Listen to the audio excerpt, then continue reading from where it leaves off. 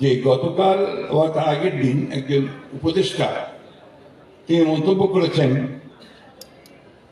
যে রাজনৈতিক দলগুলো এই অন্তর্বর্তীকালীন সরকারকে ব্যর্থ করার জন্য কাজ করছে।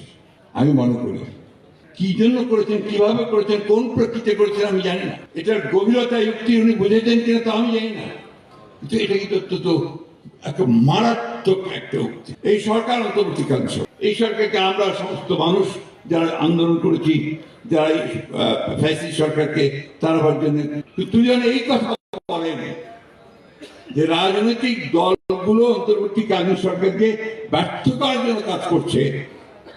এটা অত্যন্ত মারাত্মক একটা অভিযোগ। আমি তীব্রভাবে প্রতিবাদ করছি এবং আমি মনে করি যে এই ধরনের উক্তিটা প্রত্যাহার করা উচিত। এবং আমি তো মনে করে দিতে চাই যে দয়া করে রাজনৈতিক দলগুলোকে বা রাজনীতিকে আপনাদের প্রতিপক্ষ বানাবেন না।